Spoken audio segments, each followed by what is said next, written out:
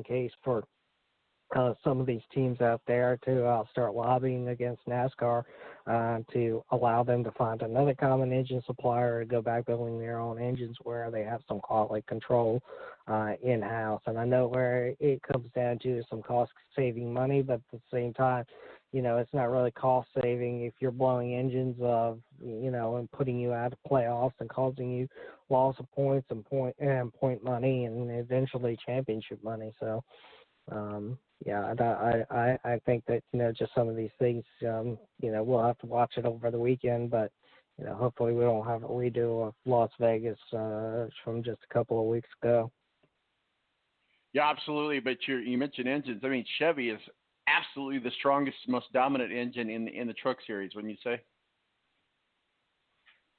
Well, they all use a common engine, which is an Elmore-based engine. It is a Chevrolet prototype engine, but as far as what the things that Chevrolet is doing, they're probably the most dominant of all, aside from Toyota. Well, Toyota is really concentrated around KBM, which is just a handful of trucks, and but outside of that, Chevrolet is going to be your most dominant in the series. So, just some of the things that they are able to do with these trucks and these engines, really do outperform and outpace some of the other drivers and some of the other teams in the series.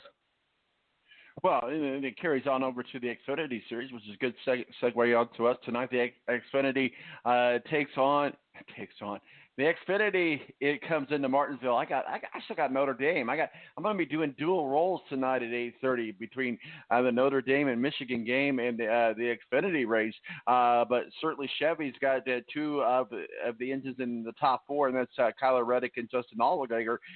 Christopher Bell, Cole Custer, which Cole Custer had some adventures last week, but Tyler Reddick and Justin Allgaier are all around up top four above the line coming into Martinsville. What say you on the Xfinity Series?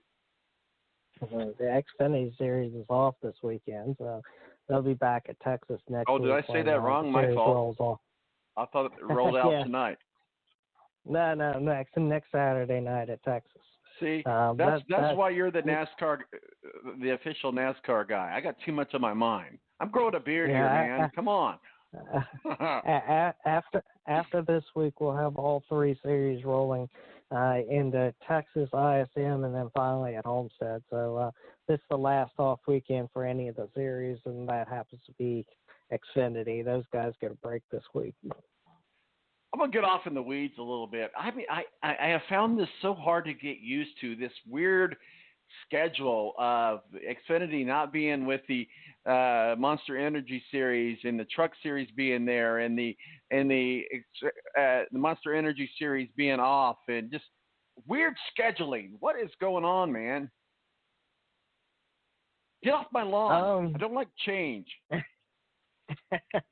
Well, it just comes down to the fact of the number of races that these guys run comparatively speaking. You've got 38 races in the Cup Series, 36 of them being point-span races, and the Xfinity Series is just slightly less than that. And then you've got the Truck Series, which is only running about 22 or 24 races a year. So, I think they try and pair these things up as much as possible, but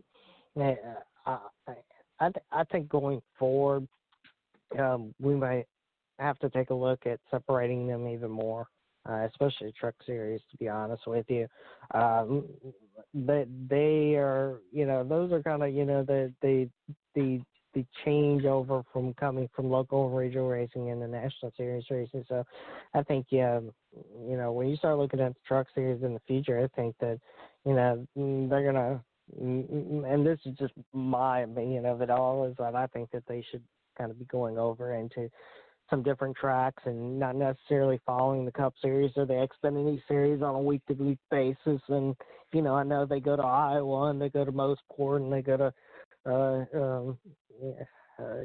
some Gateway, for example, places that, Cup and Xfinity doesn't run. But, eventually I think we'll see that Truck Series break out maybe a little bit more, and then we'll be talking about them going back to some of these tracks that We've not seen them out. Maybe what do they call it now? ORP, Lucas Oil Raceway. I don't know what they call it anymore. IRP. That would be great to have them back changed, again.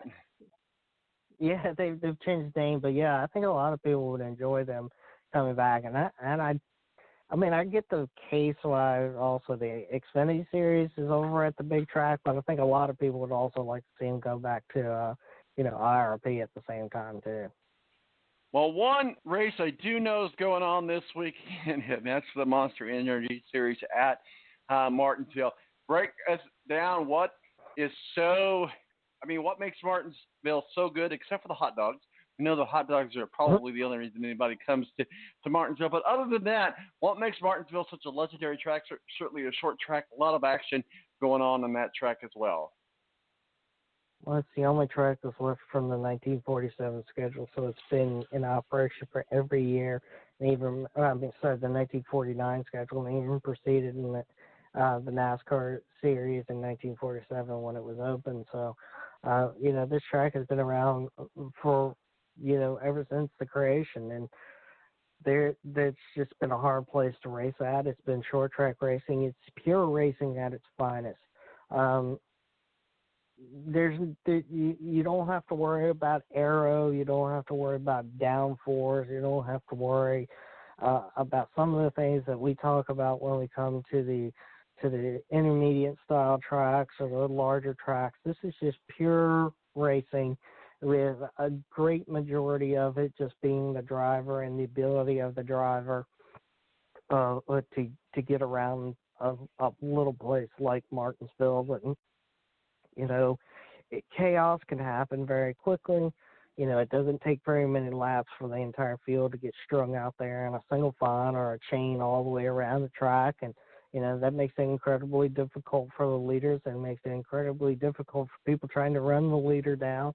And sometimes, that leader, as I was speaking earlier, has just got to move people out of the way. Maybe that second place person needs to move the leader out of the way, but either way, it creates chaos. It creates action all the way around the track. And, it's just one of those tracks that we leave it up to the driver in a majority of this case. And aside from that, your crew can only do so much for you. The car can only do so much for you. The engine can only do so much for you. It really is just mostly in the driver's hands. And I think that's just what makes this place so special, is that, it really is almost the purest form of NASCAR racing we have. We're talking with Steve Wilson of Speedway Digest, our official NASCAR contributor. Let's talk above the line for the Monster Energy Series. You got Kyle Busch, Martin Truex Jr., Denny Hamlin, Joey Logano, Kevin Harvick, Chase Elliott, Kyle Larson, and Ryan Blaney, the top 8 above the line. What say you, sir? I know Elliott's already had problems this weekend, but I don't foresee him going to Homestead. I think that Blaney and Larson are also on my list of not going and moving on, going into Homestead. Honestly, I've kind of tracked down my final 4, and this may change a little bit, but I do, right now I see it being Harvick, Logano, Truex, and Kyle Busch going to Homestead in just a couple of weeks, because we've got Harvick. Harvick's got a good track coming up in Phoenix, where in a couple of years, he's in the last couple of years he's had to come in to Phoenix and either win that race or perform very well to go to Homestead. We've got Texas, which is a track in which, kind of right there in the wheelhouse of Martin Truex Jr. and both Kyle Busch at the same time. So, and then you got Joey Logano, which can win here at Martinsville, and also Truex can have good runs here at the same time. So, I do think without a win, Elliott and Blaney and Larson, for example, are going to be outside looking in, not only just after this week, where it's going to be imperative that you both not only get stage points, but you also try and squeak out that win, so it kind of solidifies your fact into Homestead. But, aside from that, I think it's going to be a tough road for them. They fought well. They fought hard all season long, but I think it's becoming the end of the line for those guys. Well, we'll see what happens. I mean, is this another Kyle Busch a year? I mean, who do we have anybody above the line that you think is this kind of like a given or the dark horses, or is there anybody below the line? What about Brad Kolosky? Let's talk a little bit about him. Does he have an opportunity to get to Homestead? I'm not sure, and he's sure trying to make a case for himself. I don't, Kyle Busch in the last couple of weeks, a couple of months or so has struggled, and we've not seen him, we haven't seen him in victory lane in a good amount of time. And, it's kind of unusual that we're not talking about Kyle Busch in victory lane. Where we've seen some, where we saw, it was just a couple of weeks ago at the Roval where he just gets out of the car and quits the race. So, those are things that we've normally seen out of Kyle Busch. And yes, we know that Kyle Busch does get frustrated. We know that Kyle Busch will take a car to the garage and, if he's wrecked or whatever the case is. But, you look at what he did back at the Roval where literally he just parked the car on pit road and got out the car and said, "I'm done. I quit," So it's kind of like, these are abnormal things that we've seen out of him. He's got enough stage points. He's got enough wins to kind of help him and back him up, but at the same time, he hasn't won yet. And do I think it's a Kyle Busch year? Yes, I think in the early part of the year it may have been, but I think the tides have turned. I think he'll make it to Homestead, but I think he's going to struggle getting to Homestead. I think that your stronger performers are going to continue to be your Kevin Harvick, your Martin Truex Jr., and your Joey Logano at this point. And some of the drivers below the line, if there's a wild card in it all, Elliott has won at Martinsville, so maybe we can clock him into Homestead and, maybe kick one of those 4 drivers that I've been talking about out. But aside from that, I'm not really seeing any dark horses at this moment. And I may be surprised, tomorrow after this race is all over with, or even halfway through the race when, maybe, Ryan Blaney or something like that clocks out, 2 stages worth of wins and picks up a whole bunch of points. But, aside from that, I think it's a difficult road for some of these drivers that have struggled. And even Elliott, for that example, he only squeaked in by like 1 point into this round. He battled all day long last week, and, it's, just barely been just a squeak in at this point. So, I don't know. I'm kind of set on my top 4, but if there's anybody, maybe Elliott will win this weekend at Martinsville and solidify his chances in Homestead.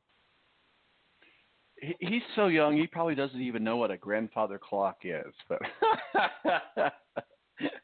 we'll see if he could do that. That'd be great, though. That would be good. I've been a big fan of Chase Elliott's for a long time. Surprised they're not down there eating a bag of hot dogs. Well, they're busy changing engines out, so try and get out there and get a few laps of practice under them. Absolutely. So, are you going to sit at home and watch the race and make you some hot dogs? Yeah, actually, I do have some Martinsville hot dogs because they sell those things in the grocery stores around here, so I can go pick those up. And yeah. You should send some up to me. You want some? Send some up to me. Steve Wilson, Speedway Digest, our official NASCAR contributor, joins us. Hey, Steve, man, best luck to the Nationals, man. I'm rooting. Go Nationals, go National League. I hope things come together. Where can people find your work and masterpiece of surf? Follow us at Speedway Digest on Twitter, Facebook.com/Speedway Digest, and SpeedwayDigest.com. Go Nats.